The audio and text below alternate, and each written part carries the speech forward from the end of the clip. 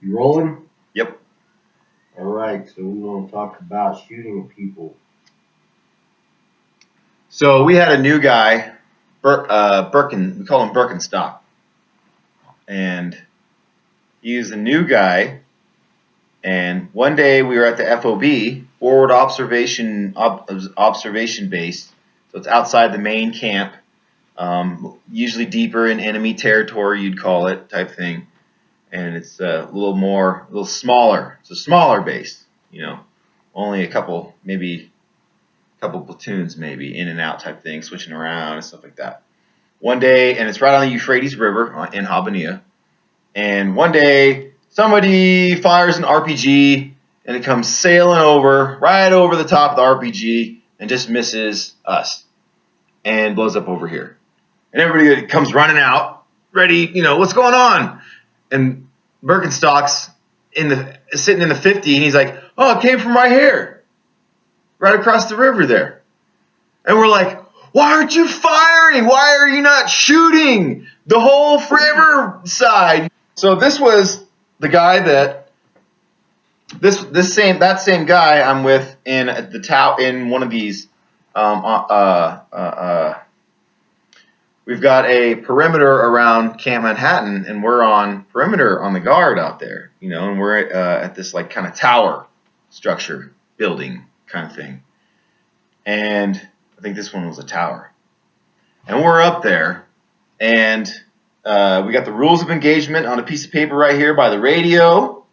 We got a radio, we got some things of water, and our firearms, and that's about it. And it's a million degrees. It's hot.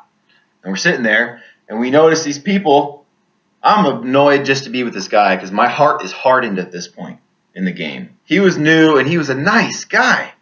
And by all account, I would say he was a young, righteous man, or at least trying to, he's a good man. And that's probably why he didn't shoot, because he didn't know what he was doing, and he wasn't going to start shooting everywhere, right? That's pretty wise, I guess, right? Although, at the same time, you want to return fire. But,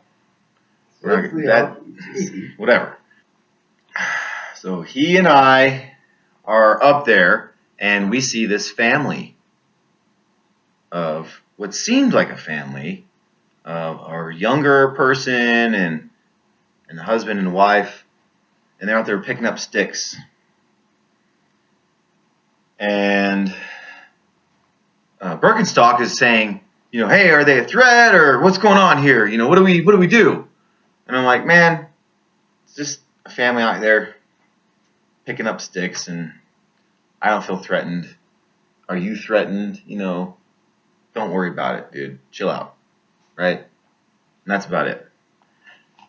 And I just we're just watching him, and he's like, well, and they get they're close to the wire, closer. And he's like, well, what about now? Or what do we, what's going on? What do we do? And I'm like, well, what do the rules of engagement say?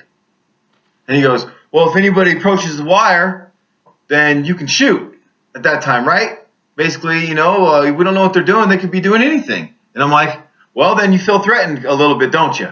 And I grabbed the rifle and I said, that means you need to fire. And I grabbed my saw and I started firing at them. And they're 50 meters away, 75 meters away. And they drop down. And all my rounds are hitting all over the berm and then all around them. And I think he maybe fired once or twice. And my adrenaline was just pumping. I didn't feel threatened. I fired out of anger. Anger is why I fired. Now, it could be justified a million ways, but really, that's really what the truth is. That was an emotional decision. I didn't think it through. I noticed at that time that I was now really struggling with controlling myself.